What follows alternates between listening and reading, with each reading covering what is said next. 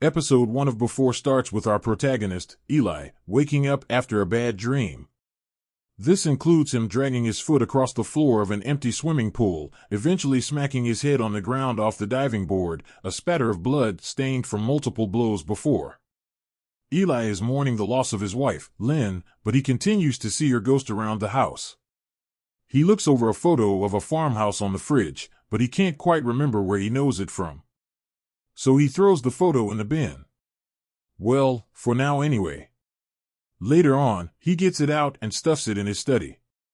Outside, Eli finds a kid called Noah scrawling on his door, blood staining his fingertips and deep cuts in the wood. However, this kid runs away before he can reveal who he is. Eli heads to therapy and points out his life has turned into a Dali painting. He's here voluntarily and talks about anything and everything, except his feelings. Eli has had a long and successful career helping kids, but after Lynn's death, he's struggling to find himself. He chalks it off that her death is an inconvenience, but it's clear there's more going on here. This much is especially true when his colleague, Gail, rings that afternoon with a new case. The kid in question has a history of aggression and has been expelled from school constantly. It certainly piques his interest, but that night, Noah suddenly shows up in his house. After hugging Eli, Noah leads him back to his apartment. His mom ends up macing Eli in the face, and while he struggles to get his vision back, Eli receives a sketch from Noah of his house.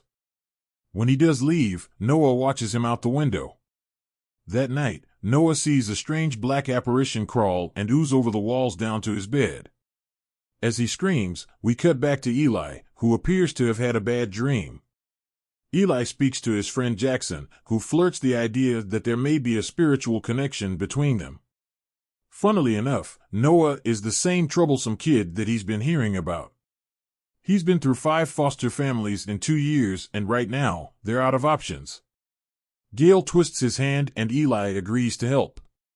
Whilst in their session together, Noah experiences horrible visions when he notices a picture Lynn drew. He sees a squid come out from a pool and he thrashes around, punching Eli several times and then speaking a foreign language. Eli has all of this recorded, including the language. Eli needs to get a translation for the words, but he doesn't have the same passion for all of this like he did before. He's down on his luck and after Lynn's death, has all but given up on being able to help others. He feels like an imposter, and these recurring dreams could be the clue to all of this. Noah's visions continue to worsen, and when he notices tentacles wrapped round a classmate's neck, he ends up stabbing the kid with a pencil. As for Eli, he too has visions as we know, but they become nightmares when he heads to the bath.